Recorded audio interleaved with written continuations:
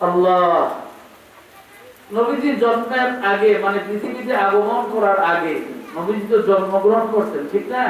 জন্মগ্রহণ করতেন। তো নবীজি পৃথিবীতে আগমন করার আগে, জন্মগ্রহণ করার আগে মায়ের কোল থেকে পৃথিবীতে মক্কাতে কাবা শরীফের পাশে জন্ম হওয়ার আগে আমার আল্লাহ নবীজির আব্বাকে পৃথিবী থেকে নিয়ে গেছেন। নবীজি আব্বা আব্দুল্লাহরে দেখে নাই। সুবহানাল্লাহ। আব্বা আব্দুল্লাহরে দেখে নাই নবীজি। আব্বা আব্দুল্লাহ চলে গেছে 6 মাস আগে। আল্লাহ নবী যখন গর্ভের ভিতরে, মা আমেনার গর্ভের ভিতরে, তখনই আল্লাহ পাক নবীর আব্বাকে নিয়ে যায়। জন্মের 6 মাস পরে আমার আল্লাহ নবীকে এতিম করে তার মাকে নিয়ে যায়। জনম দুঃখিনী মা আল্লাহর শ্রেষ্ঠ পয়গম্বর মুহাম্মদুর রাসূলুল্লাহ সাল্লাল্লাহু আলাইহি ওয়াসাল্লাম নবীজির আব্বা নবীজির জন্মের 6 মাস আগে চলে যায়, আর নবীজির আব্বা 6 মাস আগে চলে যায়, আর নবীজির আম্মা আমেনা নবীজির বয়স যখন 6 বছর হয় তখন দুনিয়া থেকে চলে যায়। নবীজি শিশুকাল অবস্থায় তো যখন মক্কাতে জন্মগ্রহণ করেন তখন মক্কার অবস্থা ছিল খুব করুণ। মক্কার অবস্থা ভালো ছিল না, পরিবেশ খারাপ ছিল, অনেক অসুখ বিসুখ রোগ বালা মুসিবত ছিল। সেই মক্কাতে নবীজি থাকবেন, নবীজির জন্য কষ্ট হবে। এই জন্য পরিবারের যারা আছেন তারা চিন্তা করলেন না না মক্কাতে নবীজিকে রাখা যাবে না, অসুস্থ হয়ে যখন নবীজি অসুস্থ হয়ে যাবেন, শিশু মুহাম্মদুর রাসূলুল্লাহ সাল্লাল্লাহু আলাইহি সাল্লামের চেহারা তো সুন্দর ছিল, যার শিশু অবস্থায় চেহারা দেখি মক্কার মানুষগুলো আলোচনা শুরু করে দিয়েছিল যে মক্কাতে কোন সন্তানের চেহারা এত সুন্দর না, আমাদের নবীজির চেহারা যত সুন্দর। আল্লাহু আকবার। নবীজির চেহারা যত সুন্দর ছিল, এত সুন্দর মক্কাতে কোন সন্তান জন্মগ্রহণ করে নাই। এই জন্য কবি সুন্দর করে তার ভাষাতে লিখছেন, কবি সুন্দর করে বলছেন বালাগাল উলা বিকামালিহি কাশাফাত দুজা বিজামালিহি হাসনাত জামিউ খিসালিহি সাল্লু আলাইহি ওয়া আলিহি লা ইলাহা ইল্লাল্লাহ পড়েন লা ইলাহা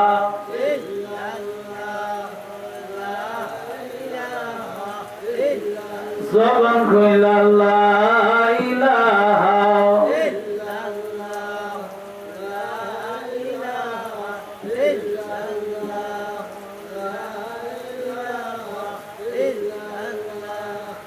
লা ইলাহা ইল্লাল্লাহ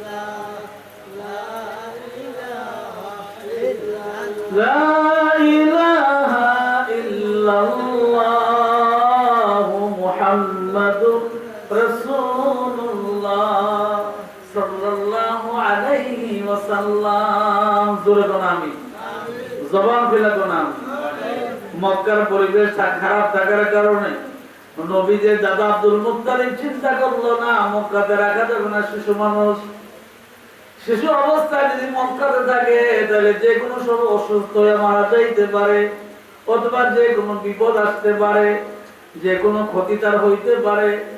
আপন দাদা আব্দুল মুত্তালিব চিন্তা করলেন না মক্কাতে রাখা যাবে না।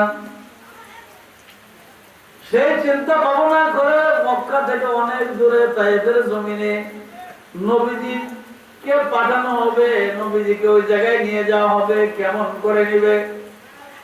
আল্লাহ পাক ব্যবস্থা করলেন। আল্লাহ পাক বলেন বান্দা শোনো, পৃথিবীতে আমি তোমাদেরকে বানায় এমনি ভাবে ছেড়ে দেই নাই, তোমাদের যা যা প্রয়োজন ওই প্রয়োজনটা আমি আল্লাহ ব্যবস্থা করে দিয়েছি। সুবহানাল্লাহ। আল্লাহ আমাদেরকে শুধু বানায়া ছেড়ে দিয়েছেন, আমাদেরকে বানাইছে এবং যা যা আমাদের দরকার আল্লাহ তা দিয়েছে। ঠিক না?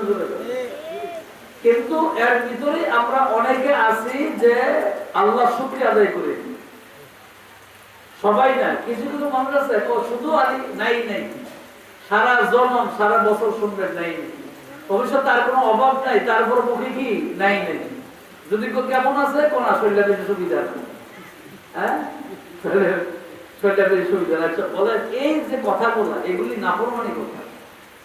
আল্লাহ নবীর হাজার বছর আগে উম্মতদেরকে বলেন, উম্মতের শোনো, কেউ যদি তোমাকে জিজ্ঞাসা করে কেমন আছো, তুমি তোমার সুন্দর জবান দিয়ে আল্লাহর দেওয়া জবান দিয়ে বলবে আলহামদুলিল্লাহ, আমি আল্লাহর রহমতে ভালো আছি, আলহামদুলিল্লাহ। ঠিক কিনা বলে তো? এই জবানটা তো আল্লাহ, যদি আল্লাহ আপনাকে মুখ না দিতেন আপনি কথা বলতেন কেন? আবার হয়তো মুখ দিছে কিন্তু কথা বলার শক্তি আল্লাহ দিছে না, বুয়া মানুষ আছে না এরকম? তো আল্লাহ আপনাকে বুয়া বানায় দিত তো আপনি তো কথাই বলতে পারতেন। আপনার ছেলেরে ডাকেন, মেয়েরে ডাকেন, স্ত্রীকে ডাকেন, স্বামীরে ডাকেন, বাপকে ডাকেন, মাকে ডাকেন, কত মানুষের ডাকাডাকি করে। এখন আল্লাহ যার জবাব দিছে না সে না বুঝে যে কত কষ্ট, ঠিক কিনা জোরে কর? আল্লাহ যার জবান দিছে না, মানে মুখ আছে ঠিক কথা বলতে পারে না, জবান বন্ধ করে রাখছে, ওই লোকটা বুঝে কত কষ্ট, অনেক কষ্ট। তার মনের অনেক আবেগ মানুষকে বুঝাইতে পারে না, কারণ বলতে পারলে না বুঝাইতো। আপনি তো আমি বলতে পারি। আল্লাহ পাক বলেন, নবী গো আপনি তাদেরকে জানায়া দেন যে কোনো অবস্থায় কেউ যদি বলে কেমন আছেন অথবা কেমন আছো, স্পষ্ট করে আমার বান্দা বলবে আলহামদুলিল্লাহ, আল্লাহ শুকরিয়া, আল্লাহর রহমতে আমি ভালো আছি, আলহামদুলিল্লাহ। কি বলেন? আল্লাহ শুকরিয়া আদায় করা দরকার আছে। আবার সমাজে এমন মানুষ আছে মনে করেন কোন রকমে চলে আর কি, সংসারটা কোন রকমে চলে, বেশি উন্নত না আবার একবারে গরিব না, মানে মোটামুটি আছে আর কি, কোন রকমে চলে। তো ওই লোকটা জিজ্ঞাসা করলে হাসি মুখে বলে আলহামদুলিল্লাহ ভালো আছে, হাসি মুখে বলে কি আলহামদুলিল্লাহ ভালো আছে, আল্লাহর রহমতে ভালো আছে। আবার সমাজে এমন লোক আছে অনেক ধনী, টাকা পয়সার অভাব নাই, হ্যাঁ আমি সারা বছরই কর নাই নাই নাই নাই, খাই নাই খাই নাই, আরে নাই নাই। এই যে নাই নাই বলে, আল্লাহ তো সম্পদ দিচ্ছে, আল্লাহ আবার যে কোনো সময়টা কেউ নিতে পারে, কি বলেন পারে না? হ্যাঁ, আদম আলাইহিস সালামের ছেলে কারো প্রতি আল্লাহ পাক অনেক সম্পদ দিচ্ছে। হ্যাঁ, কেউ কেউ বলে থাকেন যে ওই সম্পদের যে গোডাউন ছিল, ওই গোডাউনের তালা যে ছিল, তালার চাবি বহন করতে 70টা উট। কয়টা উট? তখনকার মানে এখনো না বিমান আছে, মানে বিমান দিয়ে মানুষ করতে এই দেশটা ওই দেশে যায়, ওই আমল তো এটা ছিল না, ওই আমলের বিমান জাহাজ ছিল আপনার উট আর কি, উটকে জাহাজ বলা হইতো। ওই আমলের বিমান ছিল এই উটি, উট ছাড়া বিকল্প কোন রাস্তা ছিল না। তো ওই আমলে 70টা উট লাগছে শুধু চাবি বহন করতে, তো তার সম্পদ ছিল কেমন? এমনি আপনি হিসাব করতে পারবেন? আপনি পারবেন না, আমি পারবেন, হিসাব করতে পারবো যে কত সম্পদ ছিল, এত সম্পদ ছিল। 70টা উট লাগছে শুধু তার গোডাউনের তালার চাবি ব্যবহার করতে। আল্লাহু আকবার, কি জানি আল্লাহ না জানে। কিন্তু আমার আল্লাহ তাআলার সাথে নাফরমানি করার কারণে একবারে মাটির সাথে মিশে গেছে। তো যারা ধনী মানুষ তারা সবসময় খেয়াল রাখতে হবে যে নাই নাই শব্দ বলা যাবে না, বলতে হবে আলহামদুলিল্লাহ, আল্লাহ যেমন রাখছেন আলহামদুলিল্লাহ ভালো আছে, ঠিক কিনা জোরে তো? আলহামদুলিল্লাহ ভালো আছে। বাবা আমার ভাইরা রে, যে কথা বলতেছিলাম নবীজির আব্বা আব্দুল্লাহ, নবীজি নিজ চোখে আব্দুল্লাহকে দেখে না, এই পৃথিবীর জমিন থেকে চলে গেলেন। মা আমেনা দুনিয়ায় বেঁচে রইলেন, কিন্তু মক্কাতে নবীজিকে রাখতে পারলো না। উনি অসুস্থ হয়ে যাবে চিন্তা ভাবনা করলেন, চাচারা চিন্তা করলেন, দাদা চিন্তা করলেন, চাচারা চিন্তা করলেন, না না মুহাম্মদ রাসূলুল্লাহ সাল্লাল্লাহু আলাইহি সাল্লামকে মক্কাতে রাখা যাবে না। যদি মক্কাতে রাখা হয় যে কোনো সময় অসুস্থ হইতে পারে, বিপদ আসতে পারে, যে কোনো সমস্যা হইতে পারে। এই চিন্তা ভাবনা করার ভিতরে তারা ঘোষণা দিল, মক্কার কোন সন্তানকে যে যদি কেউ লালন পালন করে আল্লাহ তাআলা ওই ব্যবস্থা করে দিবে, তাদেরকে দুনিয়ার সম্পদ দান করা হবে, আখিরাতে তাদেরকে সম্মান করা হবে। জোরে কোন সুবহানাল্লাহ। এরা ঘোষণা দিল যে দুনিয়া তো তাদেরকে সম্পদ দেওয়া হবে, আখেরাত তো তাদের ব্যবস্থা করা হবে। এইরকম ঘোষণা দেওয়ার পরে অনেক ইতিহাসটা অনেক বড়, আমি সংক্ষেপে বলছি। তা অনেক মানুষ নবীজির কথা শোনার কারণে আসছে, কিন্তু সবাই তো আর কপাল তো তকদির খাইরি ওয়া শাররি মিনাল্লাহি তাআলা ওয়াল বাসি বাদাল মাউত, তা কপালে তো থাকা লাগবে, কথা কোন ঠিক না? মুসলমান তো সব সমাজে আছে, সবাই কি মসজিদে যেতে পারে? সবাই তো মসজিদে যায় না, কারণ তার কপালে থাকা লাগবে তো মসজিদে যাওয়া।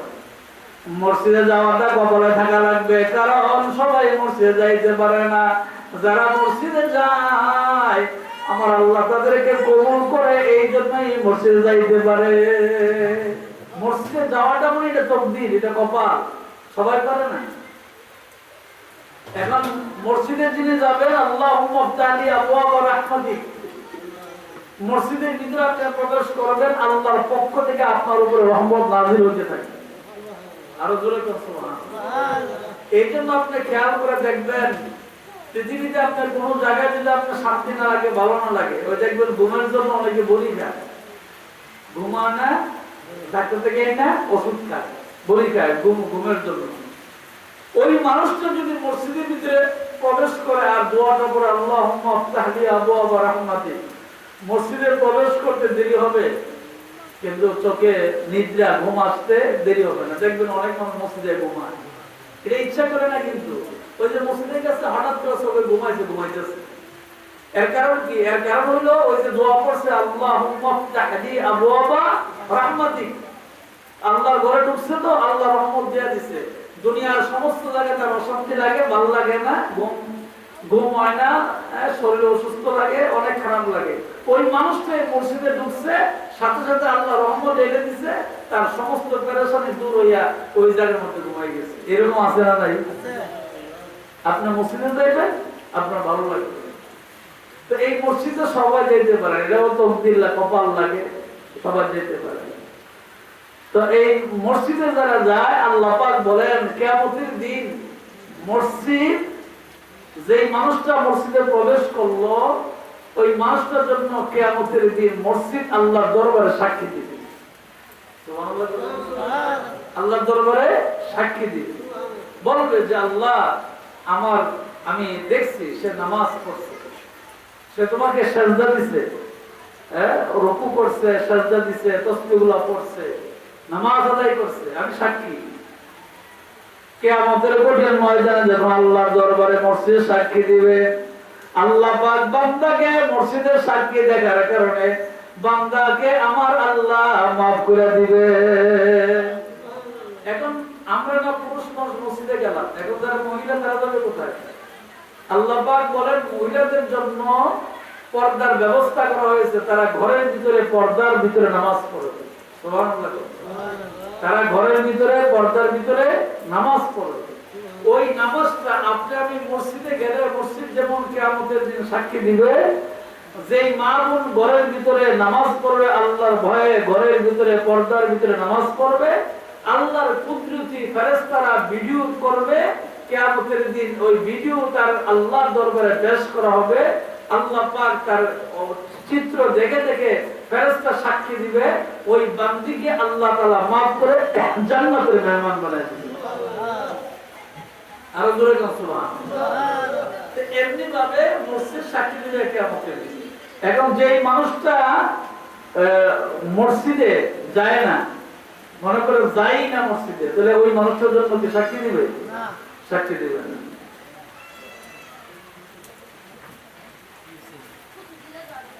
আল্লাহর দরবারে মসজিদ সাক্ষী দিবে, তাহলে আল্লাহর দরবারে মসজিদ সাক্ষী দিলে যে কোনো মহল্লা হোক, যে কোনো গ্রাম হোক, প্রত্যেকটা পুরুষ মানুষেরা মুসলমান, অন্য ধর্মের মানুষ থাকতে পারে, তাদের উপর তার নামাজ ফরজ না, তাদের নামাজের কথা বলা হয় না, তারা ধর্ম পালন করবে। কিন্তু যারা মুসলমান তাদের দায়িত্ব কি? আযান দেওয়ার পরে পুরুষ মানুষ মসজিদে দৌড়ে যাবে, এবং যারা মা বোনেরা আছেন তারা ঘরের ভিতরে নামাজ আদায় করবে। তাইলে মুসলমান। নামাজ নাই, রোজা নাই, কিছু নাই, নামাজে গেলে তো মুসলমান, কোন মুসলমান? এই জন্য প্রত্যেকটা পুরুষের উচিত যখন মসজিদে মুয়াজ্জিন আযান দিবে ওনার কানে যখন আজান শোনা, আজানের আওয়াজ যাবে, তখন ওনার দায়িত্ব হলো আল্লাহর ঘরে প্রবেশ করা এবং ওই দোয়া পড়া, আল্লাহুম্মা ফতাহলি আবওয়াব রাহমাতিক, আল্লাহ আপনি আমাকে রহমতের, আপনার কুদরতি রহমতে আমাকে শামিল করে দেন। যে বান্দা যখন এই আল্লাহ রহমতের উপরে যখন প্রবেশ করবে, তখন আল্লাহর কুদরতি রহমত দিয়ে আল্লাহ পাক বান্দাকে শান্তি দান করবেন। সুবহানাল্লাহ। তো এই জন্য প্রত্যেকটা মুসলমানের মসজিদে যাওয়ার দরকার আছে না নাই? আছে। এবং কিয়ামতের দিন সাক্ষী দিবে। মা বোনেরা ঘরে নামাজ পড়বে, তাদেরকে আল্লাহ পাক কুদরতি ফেরেশতা দিয়া কুদরতি ভিডিও করবেন এবং কিয়ামতের দিন সাক্ষী দিবেন। এখন আসুন আমরা সবাই মিলে আল্লাহর দরবারে উঠবো। যারা নামাজ পড়ি তারাও উঠবো, যারা নামাজ পড়ি না তারাও উঠবো। হ্যাঁ, যারা আল্লাহকে মানি তারাও উঠবো, যারা আল্লাহকে মানি না তারাও আল্লাহর আদালতে উঠবো। যারা রসুলকে মানি তারাও কিয়ামতের দিন উঠবো, আর যারা রসুলকে মানি না তারাও কিয়ামতের দিন উঠবো। মানে সকল শ্রেণীর মানুষ কিয়ামতের দিন উঠবে। তখন কি হবে? আল্লাহ পাক বলবেন, আল ইয়াউমা নাহতিমু আলা আফওয়াহিহিম ওয়া তুকাল্লিমুনা আইদিহিম ওয়া তাশহাদু আরজুলুহুম বিমা কানু ইয়াকসিবুন।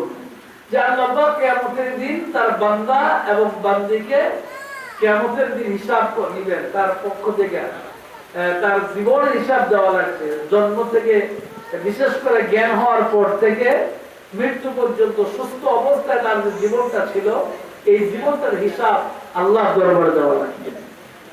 যারা জন্মের পর থেকে মাথা খারাপ পাগল যাদেরকে বলা হয়, ওই পাগল মানুষের মৃত্যুর আগ পর্যন্ত যদি এই অবস্থায় থাকে, তাহলে আল্লাহ পাক তার কোনো বিচার করবেন না, তাকে আল্লাহ এমনি মাফ করে দিবেন। কারণ তার মেধা ছিল না, ব্রেন ছিল না, সে পাগল ছিল।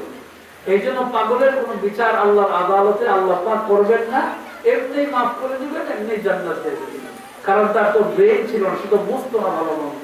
কিন্তু যাদেরকে আল্লাহ পাক জ্ঞান দিয়েছেন, মানে আপনি সাবালক হওয়ার পরে, আপনি সাবালক হওয়ার পর থেকে, আপনার জ্ঞান দেওয়ার পর থেকে মরণের আগ পর্যন্ত আপনার গোটা জীবনের হিসাব আল্লাহর দরবারে দেওয়া লাগবে। এখন এই হিসাবের জন্য আমরা কে কি করতে পারলাম, এই চিন্তা ভাবনা কি আমাদের আছে? নাই। আমাদের হিসাবের জন্য আমরা কি করলাম, কিভাবে আমাদের জিন্দেগি কাটাইলাম, আমাদের জিন্দেগি আল্লাহ মাফ করুন, কেউ রাগ হবে না, আমাদের জিন্দেগি যে কেমন, এটা আমি নিজেই আমার হিসাব করা দরকার, বিচার করা দরকার।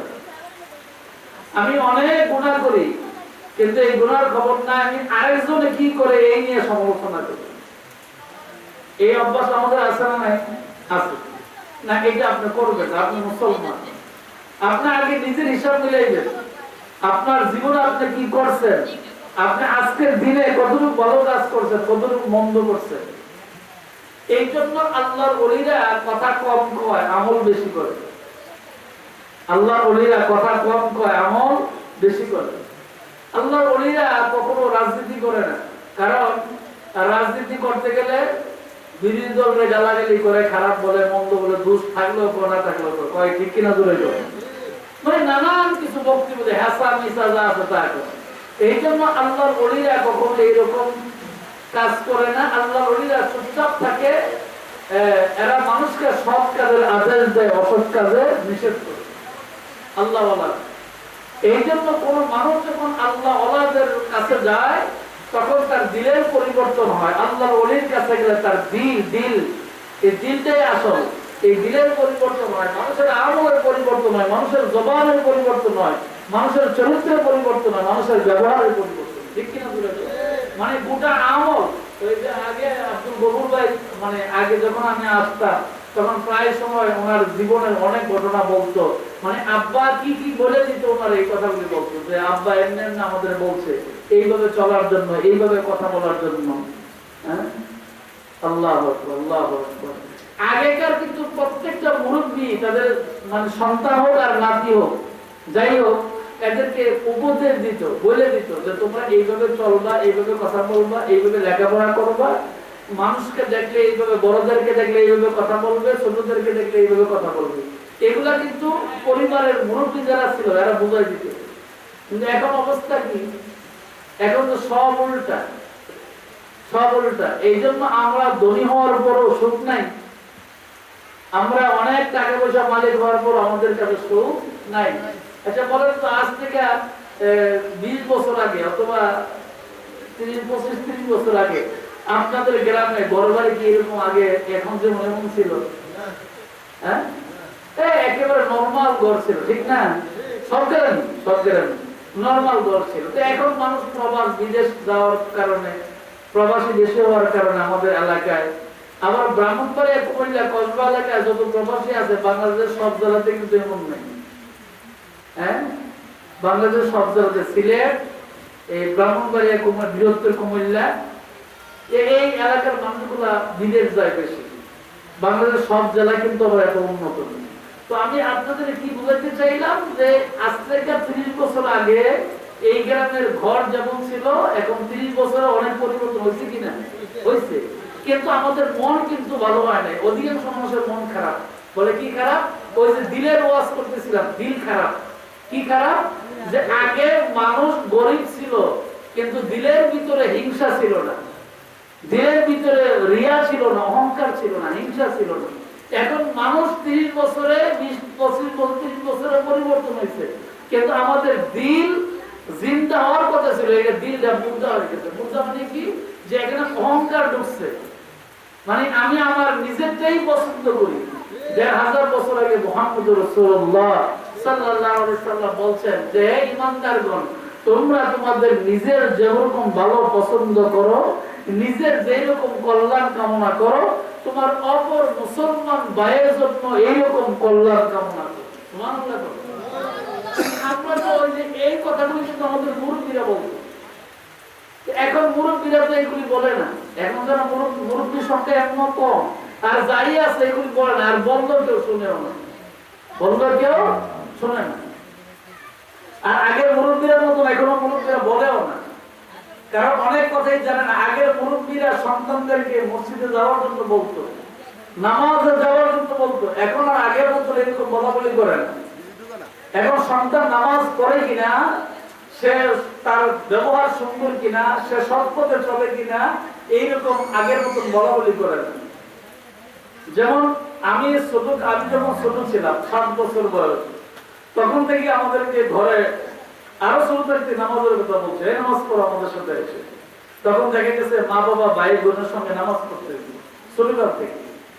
এই শিক্ষাটা যে ঘরের ভিতরে দিছে, আল্লাহ তাআলা ওই ঘরটাকে জান্নাতি ঘর বানাইছে। জোরে কর সুবহানাল্লাহ, আরো জোরে কর সুবহানাল্লাহ। এখন এই নামাজের শিক্ষা না থাকার কারণে এখন মাইন্ড করেন না, সন্তান চরিত্র এত খারাপ হয়েছে যে বাবা মা সন্তানের কারণে বেজ্জতি হয়। কথা কর ঠিক না? জোরে কর। সন্তানের কারণে বাবা মা বেজ্জতি হয়।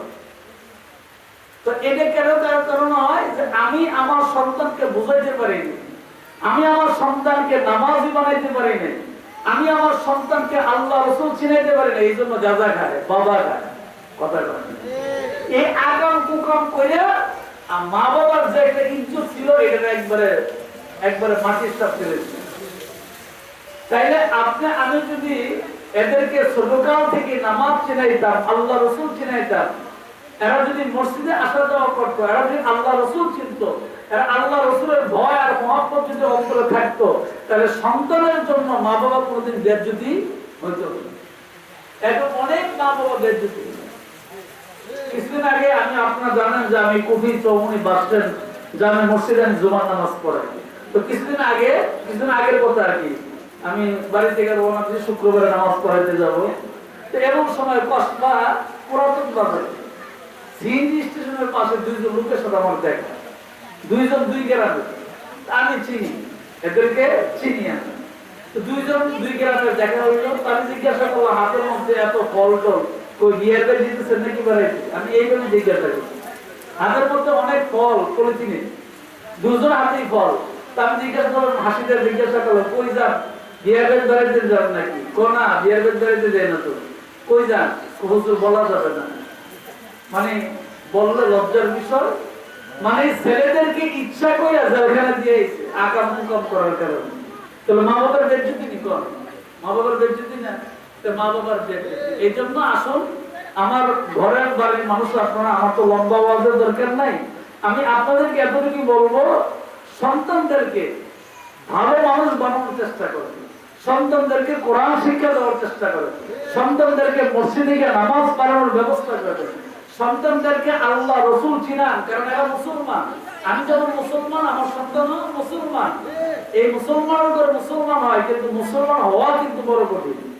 আমরা কোরআনের আয়াত এর ব্যাখ্যা অনেক বড়, আমি এত কথা বলার সময় নাই। আমি এই জিনিসটা আপনারা বুঝাতে চাইলাম যে একজন মুসলমান মুসলমান হইতে হইলে আল্লাহ এবং রসুলের পুরোপুরি আইন মানলে তারপর মুসলমান। শুধু মুসলমানের ঘরে জন্ম হলে মুসলমান হয়। কিন্তু আমরা তো দাবি করি আমি নামাজ পড়লো মুসলমান কই, জিজ্ঞাসা করে না পড়লো তো মুসলমান কই, কথা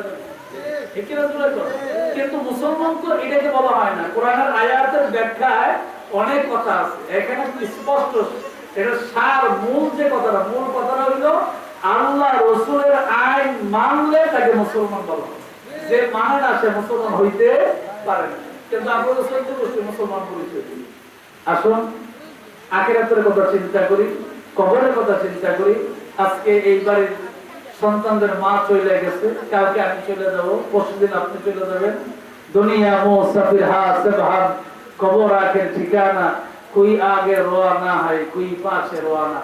সবাই এইভাবে একের পর এক চলে যাব। সুতরাং আমরা যাতে আখিরাতের কিছু সম্পূর্ণ নিয়ে যেতে পারি। আর সবচেয়ে বড় কথা হইল আমাদের সন্তানদেরকে মানুষ করার চিন্তা করি। সন্তান যদি অমানুষ হয়, সন্তান যদি খারাপ হয়, তাহলে মা বাবার দুনিয়াতে বেজ্জতি, আখিরাতে বেজ্জতি। আসুন আমাদের সন্তানদেরকে আল্লাহ রসুল চেনানোর চেষ্টা করি। আল্লাহ তাআলা আমাদের সবাইকে তৌফিক দান করুন। বলেন আমিন। আমিন। সবাই মিলে কোন আমিন। যারা এই মাহফিলের জন্য কষ্ট করছেন আন্তরিক মুবারক জানাই। নারে তাকবীর, আল্লাহু আকবার, নারে রিসালাত, ইয়া রাসূলুল্লাহ, নারে গাউসিয়া, ইয়া রাসূলুল্লাহ। হযরত মাওলানা ইমাম হোসেন দাওয়াই সাহেবের আগমন, শুভেচ্ছা স্বাগত। মানুষ কমিটির পক্ষ থেকে, লাল গোলাপ শুভেচ্ছা। আব্দুল কবিরের পরিবারের পক্ষ থেকে, লাল গোলাপ শুভেচ্ছা। নারে তাকবীর। আল্লাহু আকবার। আমাদের সম্মানিত মেহমান যিনি আসছেন কষ্ট করে, আল্লাহ তাআলা উনি অনেক কষ্ট করতেন। কোথায় নাকশাব বাড়ি, এই আকাশে